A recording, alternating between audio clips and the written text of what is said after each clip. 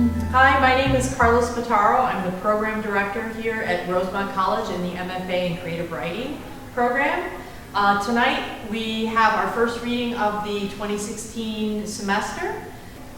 Tonight include Ann Converse-Wilka, director of the Graduate Publishing Program, Trish Rodriguez, Angelina Horst, and Eli Tomaszewski, along with faculty member Carmen Maria Machado. Everyone knows I killed those people. Twice a day the phone rings. I answer, no one speaks, they just ring and hang up. The phone rings because someone knows that I killed those people. 2 weeks ago, I boarded train 647 on my way to a medical conference. I almost drove, but chose to take the train at the last minute. The break was welcome. Doc, my knee is killing me, Mr. So-and-so says, or Doc, I don't know if I can do therapy, it's too hard. My medical technician brings them in and brings them out. I evaluate them and listen to their life story in 8 minutes. I spend more time with papers than with live people. Their cases were Miss So-and-so with the rotator cuff and Premier that won't pay for her surgery. Or Mr. Blah Blah and the hip dysplasia and Keystone that stopped paying for his pain medicine. The train station is not far from my house, so I walked over after work, chatting with my husband on the phone. I took a window seat. The train, mostly commuters, who took that train every day. They had their noses stuck in the laptop, just extending the workday. The middle-aged lady seated next to me wore a dark blue pantsuit and evergreen blouse. I could still smell her perfume, even though it was 6 p.m. She pulled her feet in and out of her navy plumps and wiggled. Her feet didn't smell, so I didn't mind so much. She typed away on her HP, adding numbers to some spreadsheet.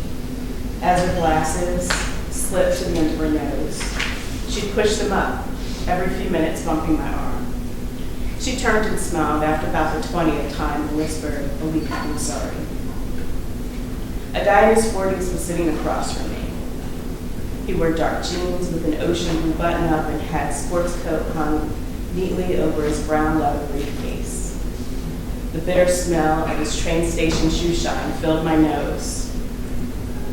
He kept sliding images on his tablet while touching the screen lightly. Music blared from his headphone as he bopped. A gentleman was sitting next to me. He wore a well-tailored pinstripe black suit with starched white shirt and black Oxfords, reading from some black leather portfolio. His salt and pepper gray hair didn't have one strand out of place. His legs were crossed and his slim runner's build sat with perfect posture. He ran his thumb across his wedding band and blushed. What was his flaw?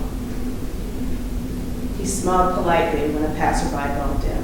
He had eyes like my father. I could see him with grandkids, playing soccer and reading stories, or walking with his spouse holding hands. It was an express train. A few people got on, no one got off. It wasn't a quiet car, but still nobody spoke. I didn't get much reading done. I replayed my day mostly, wishing that I had been less abrupt with one patient or picked up on the main diagnosis of another.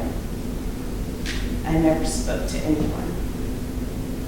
My journal lay in my hand, open to the same page. There was nothing outside the window except abandoned lots and abandoned buildings. The smooth chugging of the train shifted to a jerk and tumble. The train and its people rolled. Crash lasted an instant, but the world paused in that moment as people and their belongings tangled with the metal of the train. The banging and screams turned to groans for cries for help. The clamor became more distant. At first, I couldn't see anything except sky. My body was spread eagled on top of my seatmates. I pulled myself up from the shattered window. The wisp of gray smoke began to fill the air and cover the clouds. Upended train cars slid down the ravine. The crunching of the metal and trees drowned out screams. My seatmates were still pinned to each other. Their eyes danced, and their fingers were outstretched. but I never reached for them. The phone call started the next day after I jumped off that train, before it slid down into loss. Twice a day, that hospital phone rang at 6:47. My hands were slashed by the window glass, bar was embedded in my chest.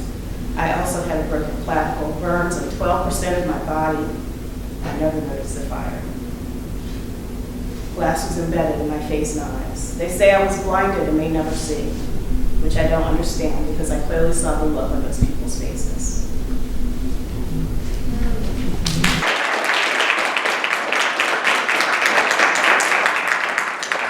For more information about Rosemont College's MFA program, please visit our website, www.rosemont.edu, or like us on Facebook.